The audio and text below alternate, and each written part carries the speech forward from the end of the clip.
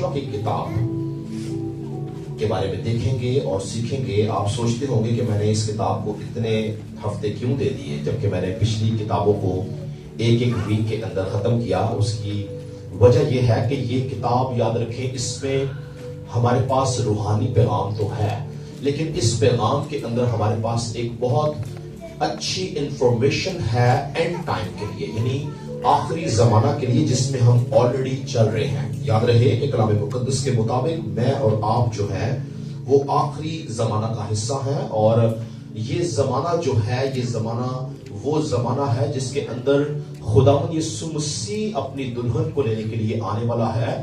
اور چونکہ خداوند یسوع مسیح آنے والا ہے اس لیے ان تمام واقعات کو ترتیب وار جاننا ضروری ہے کہ کلیسیا جو مسیح کا بدن ہے, جیسے میں اور آپ کلیسیا ہیں, ہم کس طرح سے اس بادشاہت میں شریک ہوں گے اور کس طرح سے اس دنیا کا اختتام ہوگا, کس طرح سے اس دنیا کے اندر ابلیسی قوتوں کو ختم کیا جائے گا اور کس طرح سے یسوع کی بادشاہت نہ صرف آسمانوں میں نہ صرف روحانی عالموں میں بلکہ جسمانی عالموں میں بھی خدا یسوع مسیح کی بادشاہت ہوگی. ہلیلویا. تو اس لیے اس کتاب کو میں نے تھوڑا سا زیادہ وقت لگا کے ختم کرنے کی کوشش کی ہے. آج ہم 11واں 12واں اور 13ویں باب کے بارے میں ہم دیکھیں گے کہ ان 3 ابواب میں مکاشوہ کی کتاب اور یوحنا عارف کیا بیان کرتا ہے. اور اگر ہم 11واں باب دیکھیں تو اس کے اندر ہمیں اس سے پہلے کہ میں اس کی تفصیل بیان کروں میں تھوڑا بتاتا چلوں کہ اس کے اندر ہمیں مصیبتوں کے زمانہ کے 3.5 سال کا ذکر ملتا ہے اور ان 3.5 سالوں میں اس کے سر تو نہیں چینج کر رہے. ان 3.5 سالوں کے اندر 2 گواہوں کا ذکر ہمیں یہاں پر ملتا ہے. ٹھیک ہے جی, ہم دیکھیں گے کہ یہ 2 گواہ کون ہیں اور ان مصیبت کے زمانہ کے اندر جو کہ 42 مہینے اور 1260 دنوں کا ذکر کیا گیا ہے اس میں کیا چیز بیان کی گئی ہے, ہم اس کو تھوڑا سا مختصر طور پر دیکھیں گے. اور 3.5 سال کا عرصہ ملتا ہے اور یہاں پر ہم دیکھتے ہیں کہ کس طرح سے قوم بنی اسرائیل کو ستایا جائے گا اور کس طرح سے مسیحی قوم دکھ اٹھائے گی. تو اگر آپ میرے ساتھ نکالیں مکاشوہ کی کتاب اس کا 11واں باب اور پڑھیں جی ذرا اس کی پہلی آیت سے پڑھیں کیا لکھا ہے. اور مجھے عصا کی مانند ایک ناپنے کی لکڑی دی گئی اور کسی نے کہا کہ اٹھ کر خدا کے مقدس اور قربان گاہ اور اس میں کی عبادت کرنے والوں کو ناپ اور اس صحن کو جو مقدس کے باہر ہے خارج کر دے اور اسے نہ ناپ کیونکہ وہ غیر قوموں کو دے دیا گیا ہے. وہ مقدس شہر کو 42 مہینے تک پامال کریں گی اور میں اپنے 2 گواہوں کو اختیار دوں گا اور وہ ٹاٹ اوڑے ہوئے 1260 دن نبوت کریں گے. یہ وہی زیتون کے 2 درخت اور 2 چراغدان ہیں جو زمین کے خداوند کے سامنے کھڑے ہیں اور اگر کوئی انہیں ضرر پہنچانا چاہتا ہے تو ان کے منہ سے آگ نکل کر ان کے دشمنوں کو کھا جاتی ہے اور اگر کوئی انہیں ضرر پہنچانا چاہے گا تو وہ ضرور اسی طرح مارا جائے گا. ان کو اختیار ہے کہ آسمان کو بند کر دیں تاکہ ان کی نبوت کے زمانہ میں پانی نہ برسے اور پانیوں پر اختیار ہے کہ انہیں خون بنا ڈالیں اور جتنی دفعہ چاہیں زمین پر ہر طرح کی آفت لائیں. جی بس تو اب ہم یہاں پر دیکھیں گے کہ یہاں پر لکھا ہے کہ اس زمانہ کے اندر کیا ہوگا جی, 2 گواہ ظاہر ہوں گے جن کے پاس کیا اختیار ہے کہ وہ آسمانوں میں پانیوں کو بند کریں گے یعنی بارش نہ ہو, اور لکھا ہے کہ پانیوں کو خون بنائیں گے اور پھر لکھا ہے جتنی چاہے آفات وہ بھیج سکیں. ٹھیک ہے, تو بہت سے عالم دین اس کو یوں سوچتے ہیں کہ یہ 2 جو گواہ ہے یہ ایک ایلیا ہے اور ایک موسیٰ ہے, کیونکہ یہ جو باتیں لکھی گئی ہیں آسمان کو بند کرنے کی اور پانی کو خون بنانے کی, یہ اصل میں پرانے عہد نامہ کے اندر اگر آپ دیکھیں تو مرد خدا ایلیا جو تھا جب اس نے آپ دوسری سلاطین پڑھے، پہلی سلاطین پڑھے تو وہاں پر ایلیا نے آسمان کو بند کیا 3.5 سال کے لیے کہ بارش نہ ہو. اور پھر دوسرا شخص موسیٰ ملتا ہے جس نے پانی کو، دریائے نیل کے پانی کو اس نے خون بنا دیا، اور اس نے بہت سی آفات خدا کی طرف سے بنی مصریوں کے اوپر نازل کی. تو عالم دین یہ کہتے ہیں کہ یہ ایلیا یا موسیٰ ہے، لیکن کچھ عالم دین اس بات پر جو ہے وہ متفق نہیں. وہ کہتے ہیں نہیں، یہ جو 2 گواہ ہیں یہ اصل میں یہودی قوم اور مسیحی قوم ہے. اچھا، اب وہ کس طرح سے اس کو جسٹیفائی کرتے ہیں کہ یہ جو 2 گواہ ہیں، اگر آپ میرے ساتھ 11ویں باب کی 8ویں آیت دیکھیں تو یہاں پر لکھا ہے، بلکہ میں 7ویں آیت سے پڑھوں گا. لکھا ہے جب وہ اپنی گواہی دے چکیں گے تو وہ حیوان جو اتھا گڑھے سے نکلے گا ان سے لڑ کر ان پر غالب آئے گا اور ان کو مار ڈالے گا، اور ان کی لاشیں اس بڑے شہر کے بازار میں پڑی رہے گی جو روحانی اعتبار سے سدوم اور مصر کہلاتا ہے، جہاں ان کا خداوند بھی مصلوب ہوا تھا. تو یہ جو روحانی اعتبار سے سدوم اور مصر کا ذکر ہے، سدوم بیسیکلی یاد رکھیں جنسی بگاڑ کی جگہ مانی جاتی تھی، یعنی جہاں پر جو جنسی خواہشات تھی ان کا غلط استعمال تھا. اور جو مصر ہے وہ بیسیکلی غلامی کو ظاہر کرتا تھا. تو یہ شہر جو ہوگا، شہر یروشلم یا جو قوم بنی اسرائیل کا علاقہ ہوگا، وہاں پر یہودی قوم کو اور جتنے لوگ وہاں پر مسیحی ہوں گے ان کو مارا جائے گا. اور یہ اس لیے بھی ایلیا اور موسیٰ نہیں ہے کہ اگر آپ 8ویں آیت کا دوسرا ذکر یہاں لکھا ہے جہاں ان کا خداوند بھی مصلوب ہوا. تو یاد رکھیں نہ تو ایلیا خداوند یسوع مسیح کو جانتا تھا اور نہ موسیٰ خداوند یسوع مسیح کو جانتا تھا.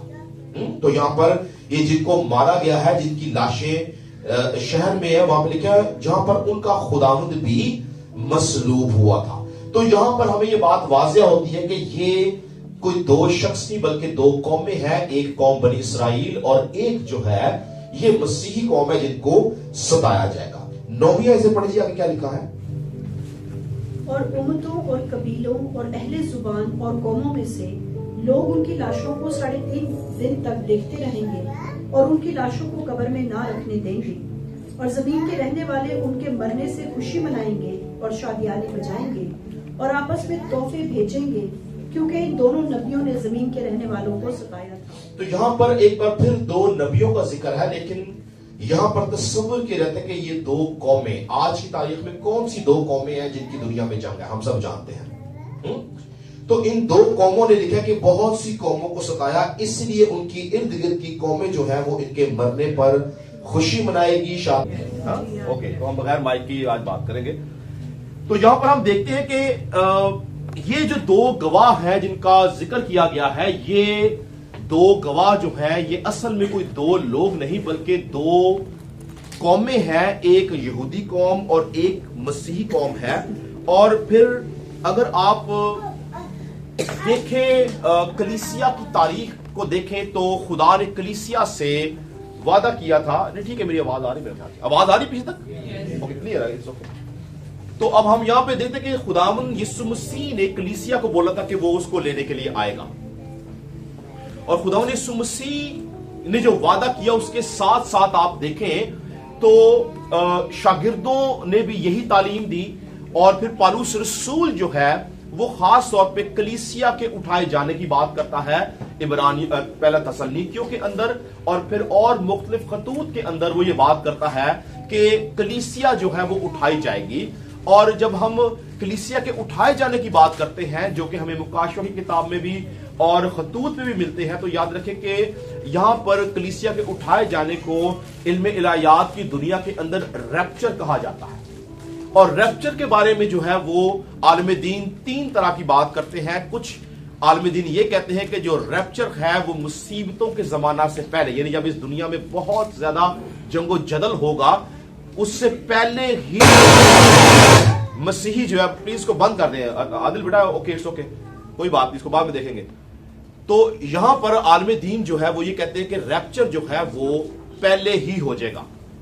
और कुछ आलमी दिन ये कहते हैं कि जो रैप्चर है वो मुसीबतों के जमाना के दरमियान में होगा, यानी जब मुसीबतें चल रही होंगी उस वक्त यीशु मसीह आएगा और कलीसिया उठा ली जाएगी। और कुछ मुफक्कर ये कहते हैं कि रैप्चर जो है वो मुसीबतों के जमाना के आखिर में है। लेकिन मुकाशवा की किताब अगर हम देखें तो मुकाशवा की किताब के अंदर जो है ये ना प्री ना पोस्ट बल्कि मिड ट्रैबुलेशन रैप्चर की बात नजर आती है। अगर आप देखें जी 11वें बाब की अगर मैं पढ़ूं 10वीं आयत से तो लिखा और जमीन के रहने वाले उनके मरने से खुशी मनाएंगे और शादियाने बजाएंगे और आपस में तोहफे भेजेंगे, क्योंकि इन दोनों नबियों ने जमीन के रहने वालों को सताया था। और 3.5 दिन के बाद, तो ये कितनी देर के लिए ये दो जो कौमें हैं इनके लोग मरे रहेंगे 3.5 दिन तक के बाद खुदा की तरफ से उनमें जिंदगी की रूह दाखिल हुई और वो अपने पांव के बल खड़े हो गए और उनके देखने वालों पर बड़ा खौफ छा गया और उन्होंने आसमान पर से एक बुलंद आवाज सुनाई दी कि यहां ऊपर आ जाओ। बस वो बादल पर सवार होकर आसमान पर चढ़ गए और उनके दुश्मन उन्हें देख रहे थे। फिर उसी वक्त एक बड़ा बुंचाल आ गया और शहर का 10वां हिस्सा गिर गया और उस बुंचाल के 7,000 आदमी मारे गए और बाकी डर गए और आसमान के खुदा की तमजीद की गई। तो यहां पर जो बात समझने वाली है वो ये है कि जो आलमी दिन ये कहते हैं कि मुसीबतों के जमाना के अंदर कलीसिया उठाई जाएगी, वो यही रेफरेंस देते हैं कि 3.5 दिन के बाद जो खुदा की रूह जो है वो उन लोगों में दाखिल होगी और वो लोग जो यहूदी होंगे और मसीह होंगे वो जी उठेंगे और आसमान से उनको आवाज आएगी कि इधर ऊपर आसमान पर आ रही। ये रैप्चर की बात हो रही है और लिखा है वो बादलों पर सवार होकर कहां हो जी, आसमान पर चढ़ जाएंगे। तो इस हवाले के अंदर याद रखें 2 अहम बातें हैं, गवाहों का जिक्र है और मिड ट्रैबुलेशन रैप्चर का जिक्र है, यानी मुसीबतों के जमाना के दरमियान में, यानी 7 साल का अरसा बताया जाता है और 3.5 साल के अरसा के बाद जो है ये रैप्चर का वाकया यहां पर मौजूद है। और फिर इसी बाब के अगर हम दूसरे हिस्सा को देखें जो कि 15वीं आयत से है, जहां पर 7वां नरसिंगा फूंका गया है। इस 7वें नरसिंगे को अगर आप देखें तो ये 7वां नरसिंगा फतह का नरसिंगा है। अभी हमने शुरू में मैंने एक बात बोली कि खुदावंद यीशु मसीह की बादशाहत आप जानते हैं कि आसमानों में है, खुदावंद यीशु मसीह की बादशाहत रूहानी आलमों में है, लेकिन जमीन पर जाहिरी तौर से खुदावंद यीशु मसीह की बादशाहत नहीं, बल्कि बाइबल ये कहती है कि जमीन पर जाहिरी तौर से जो बादशाहत है वो अबलीस की है और खुदावंद यीशु मसीह ने अबलीस को इस दुनिया का खुदा, इस दुनिया का बादशाह कहा है, ऐसा ही है। लेकिन यहां पर अगर हम पढ़े तो आसमानों में ऐलान यह होगा कि यीशु मसीह की जो बादशाहत है वो ना सिर्फ आसमानों में रही बल्कि वो जमीन पर भी कायम की गई है। कब? जब रैप्चर होगा और मसीही कौम को उठा लिया जाएगा। पढ़े जी जरा 15वीं आयत से पढ़े, 11वें बाब की 15वीं आयत से 19वीं आयत तक पढ़े, क्या लिखा है।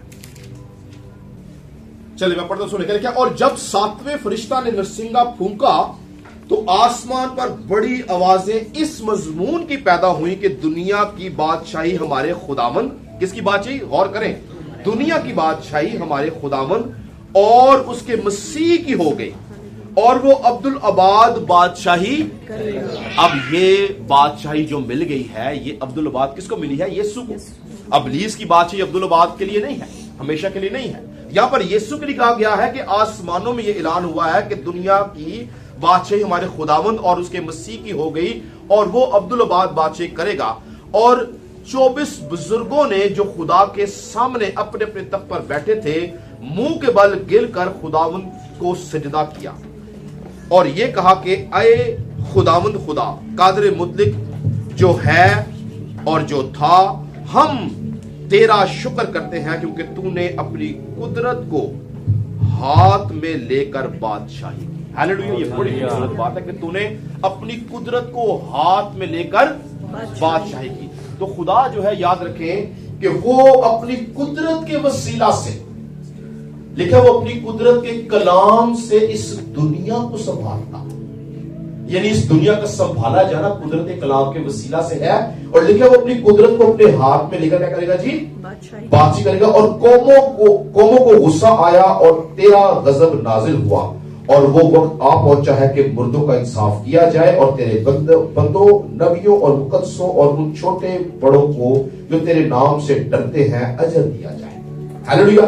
تو یہ اعلان کہاں پہ ہے؟ آسمان پر۔ یہ اقرار ہے، اعلان ہے یسوع مسیح کی ابدی بادشاہ کا، کہ وہ بادشاہی کرنے والا ہے۔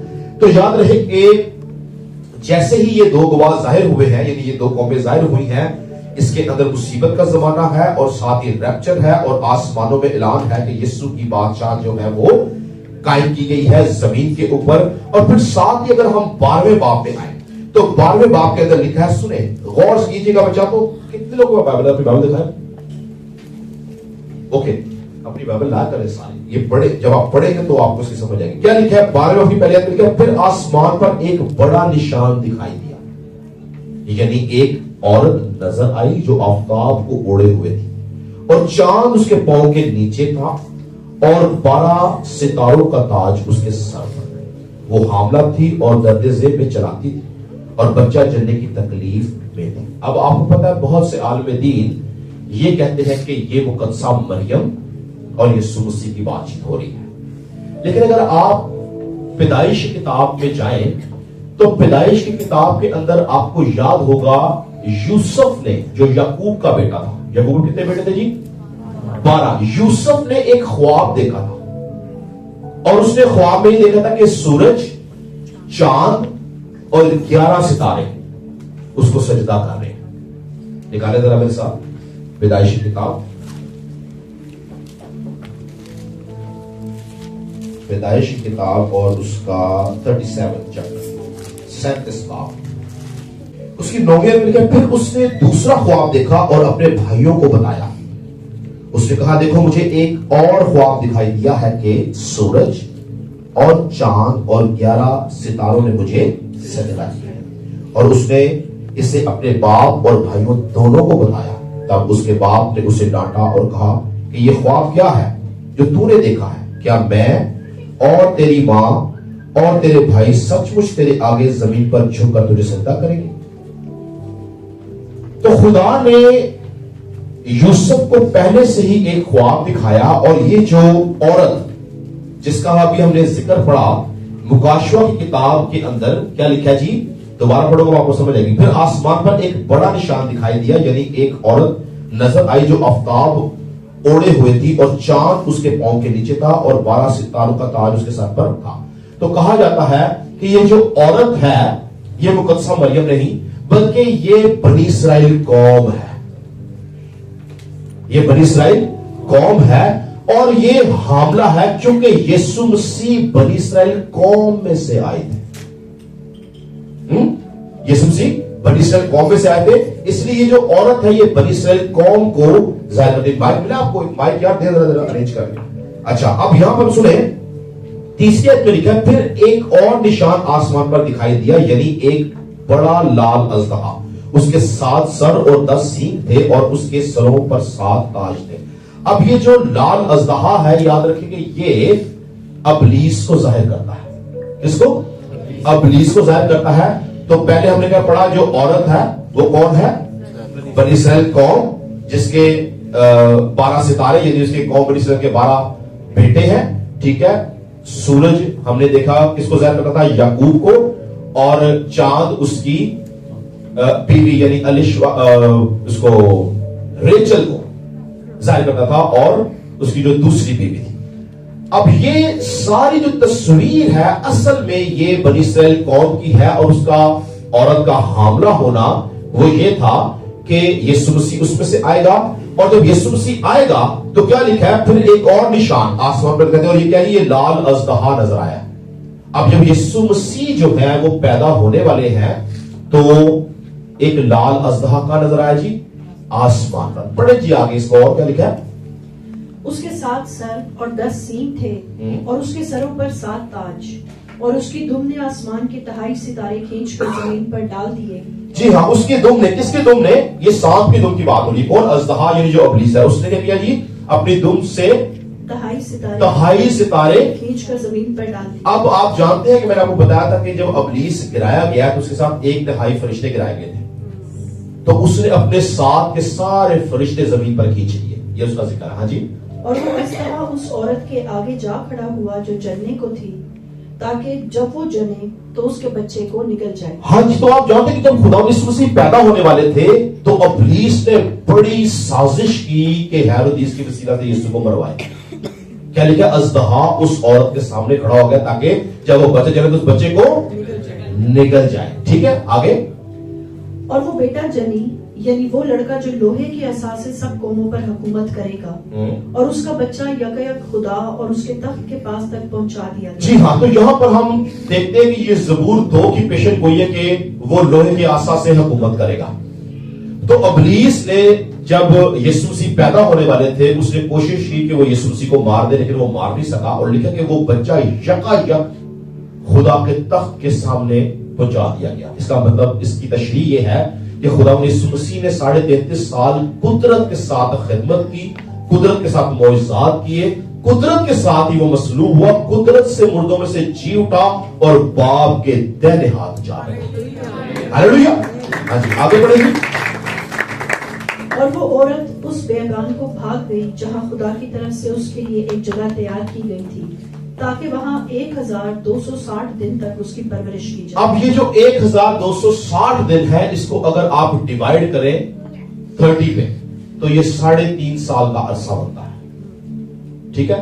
یہ کون سا عرصہ ہے جس میں بنی اسرائیل قوم سخت مصیبت سے گزری؟ کیوں؟ کیونکہ انہوں نے یسوع مسیح کو قبول نہیں کیا.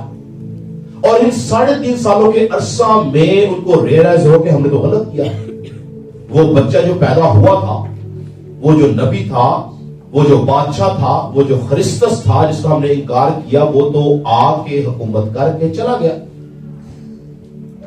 تب جو ہے خدا اپنا آپ انتظار کرے گا، لیکن یہ دکھ میں سے گزریں گے. آگے پڑھیں گے. 7 پہ کیا لکھا ہے؟ پھر آسمان پر لڑائی ہوئی. میکائیل اور اس کے فرشتے ازدہا سے لڑنے کو نکلے، اور ازدہا اور اس کے فرشتے ان سے لڑے، لیکن غالب نہ آئے. اور اس کے بعد آسمان پر ان کے لیے جگہ نہ رہی. اور وہ بڑا ازدہا یعنی وہی پرانا سانپ جو ابلیس اور شیطان کہلاتا ہے اور سارے جہاں کو گمراہ کر دیتا ہے، زمین پر گرا دیا گیا، اور اس کے فرشتے بھی اس کے ساتھ گرا دیے گئے. پھر میں نے آسمان پر سے یہ بڑی آواز آتی سنی کہ اب ہمارے خدا کی نجات اور قدرت اور بادشاہی اور اس کے مسیح کا اختیار ظاہر ہوا، کیونکہ ہمارے بھائیوں پر الزام لگانے والا جو رات دن ہمارے خدا کے آگے ان پر الزام لگایا کرتا ہے، گرا دیا گیا. اچھا، اب یہاں پر اس بات کو سمجھیں کہ جب ہم مسیح میں ہوتے ہیں، جب ہم مسیح میں ہوتے ہیں، ہم خداوند پہ ہوتے ہیں، ہم توبہ کر لیتے ہیں، اور اس کے بعد جب ہم کنٹینیوس گناہ کرتے ہیں تو آپ جانتے ہیں کہ ابلیس دن رات خداوند کے سامنے ہم پہ الزام لگاتا ہے. کیا؟ کہ یہ ہے جس کی خاطر تو نے صلیب پر جان لی تھی، یہ ہے جس کی خاطر تو مصلوب ہوا تھا، یہ ہے جس کی خاطر تو نے کوڑے کھائے تھے، یہ ہے جس کی خاطر تو نے کانٹوں کا تاج پہنا تھا، یہ ہے جس کی خاطر تو نے کیل ٹھکوائے تھے. اور یہ پھر اسی دنیا کے اندر، انہی کاموں کے اندر، انہی محفلوں میں موجود ہے، وہ الزام لگاتا ہے. تو آپ سوچیں کہ یہ بات یسوع کے دل پہ کیسے گزرتی ہوگی. لیکن وہ ایماندار جو یسوع کے خون سے دھل کر پاکیزگی کی حالت میں رہتے ہیں، یاد رکھے وہ خدا کے حضور یاد کیے جائیں گے. اور پھر یاد رہے کہ چاہے یہ جسمانی دنیا ہے یا روحانی دنیا ہے، ان میں فتح جو ہے وہ صرف ایک ہی چیز سے ہے، اور وہ ہے برے کا خون. 11 میں لکھا ہے، اور وہ برہ کے خون اور اپنی گواہی کے کلام کے باعث اس پر غالب آئے، اور انہوں نے اپنی جان کو عزیز نہ سمجھا، یہاں تک کہ موت بھی گوارا کی. تو ابلیس کی شکست آخری زمانہ کے اندر یا آخری عالم کے اندر جو ہے وہ کس چیز سے ہے؟ وہ برہ کے خون سے ہے. ہاللیلویا. آپ سوچیں آج ہماری زندگی میں جو فتح ہے وہ برہ کے خون سے، یسوع مسیح کے خون سے. یسوع مسیح کا خون جو ہے وہ کسی ایٹمی ہتھیار سے کام نہیں ہے. ایٹمی ہتھیار تو دنیا کو فنا کرتا ہے، یسوع کا خون روحانی عالموں میں ابلیسی قوتوں کو فنا کرتا ہے۔ تو وہاں پر لکھا ہے کہ وہ کس بات سے غلبہ حاصل کریں گے؟ برہ کے خون کے وسیلہ سے۔ آج بہت سے لوگ برہ کے خون کی اہمیت کو نہیں جانتے، لیکن اگر آپ اس کی افادیت کو سمجھنا شروع کریں، آپ اس کو اپنی زندگی میں محسوس کرنا شروع کریں، تو یاد رکھیں برے کا خون آپ کو ہر طرح کی ناراستی سے پاک کرتا ہے۔ یسوع مسیح کا خون ہماری پروٹیکشن ہے۔ آپ جانتے ہیں کہ قوم بنی اسرائیل جو پرانے عہد کی کلیسیا تھی، ان کی پروٹیکشن کس بات سے تھی؟ برے کا خون لگایا گیا تھا، اور فرشتہ نے یہ بولا تھا کہ یہ جو خون ہے یہ اس گھر کی حفاظت کرے گا جو جو کوئی اس گھر میں ہوگا، اور نئے عہد کی کلیسیا بھی برہ کے خون سے بچائی گئی ہے۔ ہلیلویا۔ تو برہ کا خون بڑی زبردست چیز ہے۔ اوکے، اس کے بعد ہم جلدی سے، ہمارے پاس وقت ہی، ہم 13ویں باب پہ آئیں گے۔ 13ویں باب کے اندر سنیں، 13ویں باب میں ہمیں کیا ملے گا؟ 13ویں باب کو اگر ہم پڑھیں تو یہاں پر ہمیں 2 حیوانوں کا ذکر ہے۔ ٹھیک ہے جی، کتنے؟ 2 حیوان۔ پہلا حیوان مخالف مسیح ہے، دوسرا حیوان جو ہے وہ جھوٹا نبی ہے۔ تو پہلا حیوان مخالف مسیح، دوسرا حیوان جھوٹا نبی ہے۔ اور اس میں تیسری بات کیا ملے گی کہ یہ مخالف مسیح اور جھوٹا نبی مل کر بہت سے معجزات کریں گے، اور جھوٹا نبی مخالف مسیح کا مجسمہ بنائے گا، اور جھوٹے نبی کے پاس اختیار ہوگا کہ وہ اس مجسمے میں، اس بت میں روح پھونکے گا تو وہ جیتا جاگتا مجسمہ ہو جائے گا۔ اور جھوٹا نبی جو ہے وہ لوگوں کو اس بات پر اکسائے گا کہ اس کی پرستش کی جائے، اور پرستش کرنے والوں کو لکھے ان کے ماتھے پہ اور ان کے دہنے ہاتھ پہ چھاپ دی جائے گی 666، اور جس کے اوپر وہ چھاپ نہیں ہوگی اس کو قتل کیا جائے گا۔ پڑھ لیں جی ذرا اس کو، 13واں باب نکالیں اور پہلی آیت سے پڑھیں کیا لکھا ہے۔ اور سمندر کی ریت پر جا کھڑا ہوا، اور میں نے ایک حیوان کو سمندر میں سے نکلتے ہوئے دیکھا۔ اس کے 10 سینگ اور 7 سر تھے، اور اس کے سینگوں پر 10 تاج، اور اس کے سروں پر کفر کے نام لکھے ہوئے تھے۔ تو یہ سن لیں، یہ جو پہلا حیوان ہے جو سمندر سے نکلا ہے یہ مخالف مسیح ہے۔ ٹھیک ہے، یہ مخالف مسیح ہے، اور یہ جو آپ کو 10 سر اور تاج نظر آتے ہیں، مخالف مسیح کے ساتھ بہت سی قومیں مڈل ایسٹ کی جو اسرائیل کی مخالفت میں ہیں وہ جمع ہوں گی۔ یہ 10 سر 10 سلطنتوں کو، 10 بادشاہوں کو ظاہر کرتی ہے، اور لکھا ان کے اوپر کفر کے نام، یعنی وہ خدا کے نام پر کفر بولیں گے۔ ہاں، یہ کون ہے؟ پہلا حیوان مخالف مسیح۔ ہاں جی، آگے ہے۔ اور جو حیوان میں نے دیکھا اس کی شکل تیندوے کی سی تھی، اور پاؤں ریچھ کے سے، اور منہ ببر کا سا، اور اس دستہاں نے اپنی قدرت اور اپنا تخت اور بڑا اختیار اسے دے دیا۔ اور میں نے اس کے سروں میں سے ایک پر گویا زخم کاری لگا ہوا دیکھا، مگر اس کا زخم کاری اچھا ہو گیا، اور ساری دنیا تعجب کرتی ہوئی اس حیوان کے پیچھے پیچھے۔ اب رک جائیے، جو زخم کاری ہے اس کی 2 تشریحات ہیں۔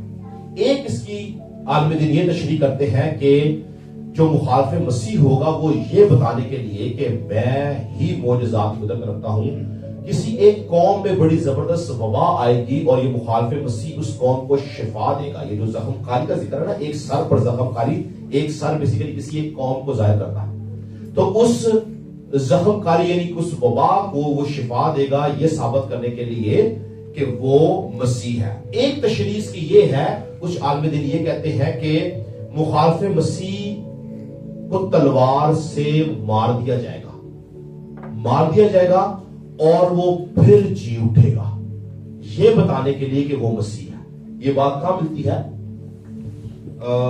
13ویں باب کی ذرا آپ آئیں جی، 14ویں آیت پڑھیں۔ اور زمین کے رہنے والوں کو ان نشانوں کے سبب سے جن کے اس حیوان کے سامنے دکھانے کا اس کو اختیار دیا گیا تھا، اس طرح گمراہ کر دیتا تھا کہ زمین کے رہنے والوں سے کہتا تھا کہ جس حیوان کے تلوار لگی تھی اور وہ زندہ ہو گیا اس کا بت بناؤ۔ ٹھیک ہے، تو یہاں پر یہ جو تلوار لگی تھی اور وہ مر گیا تھا اور جی اٹھا، اس کا بت بناؤ، یعنی مخالف مسیح یہ بات ظاہر کرے گا کہ جس طرح یسوع مرا تھا اور جی اٹھا، وہ بھی مرے گا، اس کو تلوار لگے گی، وہ مرے گا اور پھر جی اٹھے گا۔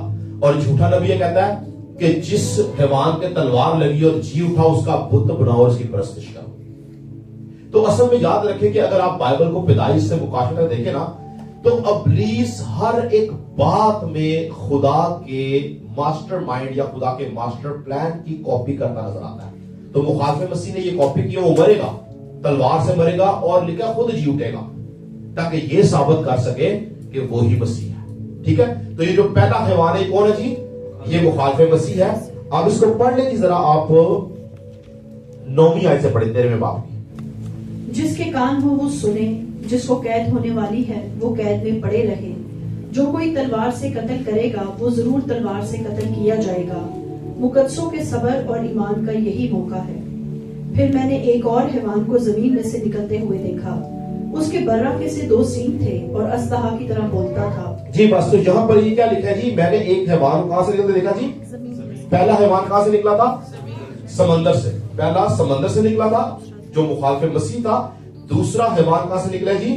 زمین سے. یہ جھوٹا نبی ہے. اور کیا لکھا ہے؟ اس کے براقے سے 2 سینگ تھے.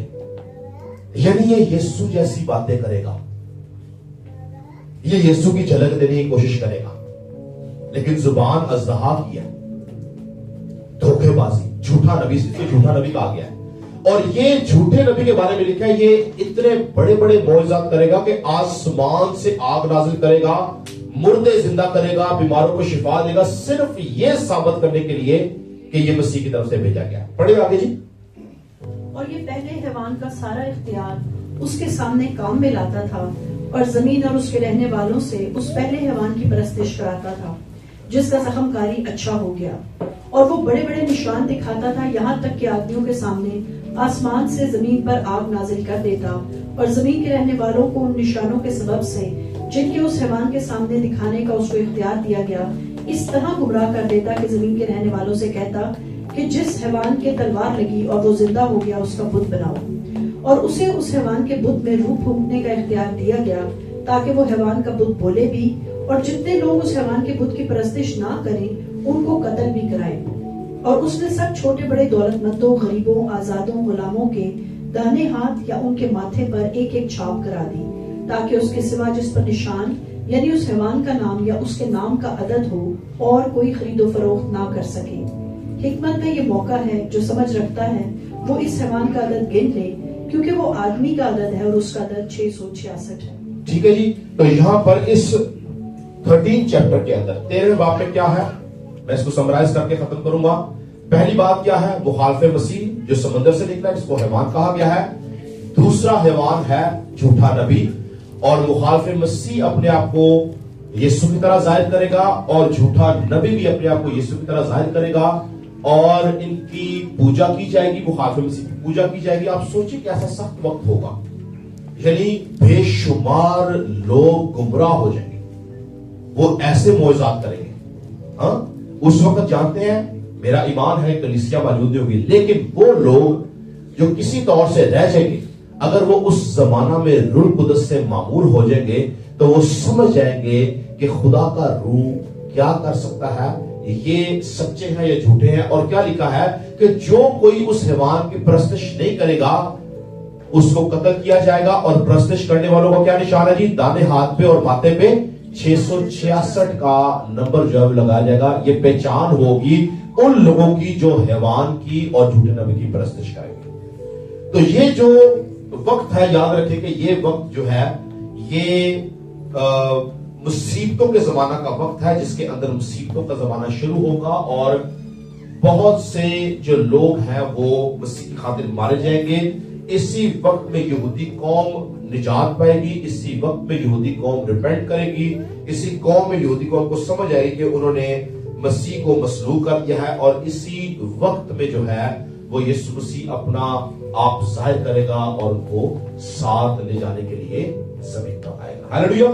تو اگلے ہفتے جو ہے وہ ہم 14واں 15واں 16واں اور 17واں باب میں کوشش کروں گا کہ اس کو اور 2 ہفتوں میں ختم کر دوں, اور ہم دیکھیں گے کہ مسیحت کے اندر ان سارے وقتوں کا جو کہ ابھی ہم پڑھ رہے ہیں کس طرح سے آج ہم اس کو دیکھ سکتے ہیں. یاد رہے کہ جو حالات ابھی چل رہے ہیں, یہ میں آپ کو بتاتا چلوں, کلام مقدس کی روح سے جب میں اسٹڈی کرتا ہوں تو اپنے ذہن میں رکھیں کہ ہم بالکل اینڈ ٹائم پہ ہیں. یہ جو کچھ ابھی آپ کو نظر آ رہا ہے نا دنیا کے اندر جنگ و جدل، یہ بالکل ایک سٹارٹ ہے. ہمیں لگا تھا کہ ابھی یہ کام رک جائے گا، لیکن رکا نہیں یہ کام، کیونکہ اس نے رکنا ہی نہیں ہے. یہ کام رکنے کے لیے نہیں شروع ہوا، یہ کام شروع ہوا ہے آخرت کے لیے. تو اس لیے ہمیں اس بات کو ذہن میں رکھنا کہ بہت دفعہ ہم یہ سوچتے ہیں کہ ابھی وقت ہے، لیکن میں آپ کو بتاتا چلوں ابھی واقعی وقت نہیں ہے. مجھے ایسے لگتا ہے کہ شاید اور کوئی 20-30 سال کا اور معاملہ ہے، شاید کم ہوگا، زیادہ نہیں ہو سکتا. مجھے ایسے لگتا ہے کیونکہ جتنی تیزی سے قوم بنی اسرائیل کلام کے مطابق بڑھ رہی ہے گریٹر اسرائیل کے لیے، گریٹر اسرائیل کا جو سلسلہ ہے وہ آخرت کا سلسلہ ہے. تو یاد رکھیں کہ ہم بالکل اینڈ ٹائم پہ ہیں. ہمارے لیے ان ساری باتوں میں پیغام یہ ہے کہ ہم اپنی زندگیاں خداوند کے کلام اور روح القدس کی تابعداری میں گزاریں، تاکہ اس بات کو یاد رکھیں کہ یسوع مسیح کے آنے سے پہلے ایڈورٹائزمنٹ نہیں ہے، ہاں کہ کوئی اشتہار لگ رہا ہے کہ یسوع مسیح آ رہے ہیں، ایسا نہیں ہے. لیکن وہ دن چور کی مانند ہے. ہم نہیں جانتے کہ یسوع مسیح نے کب ظاہر ہونا ہے، کب کلیسیا اٹھائی جائے گی. اسی لیے 3 طرح کے کانسیپٹ دیے گئے ہیں: پری ٹریبولیشن ریپچر کا، مڈ ٹریبولیشن ریپچر اور پوسٹ ٹریبولیشن ریپچر کا کانسیپٹ دیا گیا ہے. لیکن یہ کنفرم ہے کہ ریپچر ہوگا.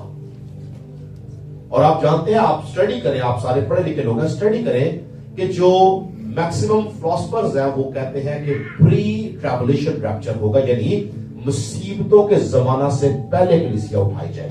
تو یاد رکھیں اٹھایا وہ جائے گا جو پاکیزگی میں زندگی جیتا ہے.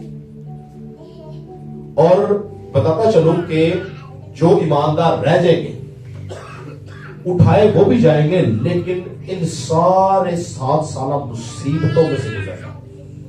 اگر وہ ایمان پر قائم رہیں گے تو 7 سالوں کے اندر وہ بھی اٹھائے جائیں گے، لیکن وہ مصیبتوں سے ضرور گزرے گی.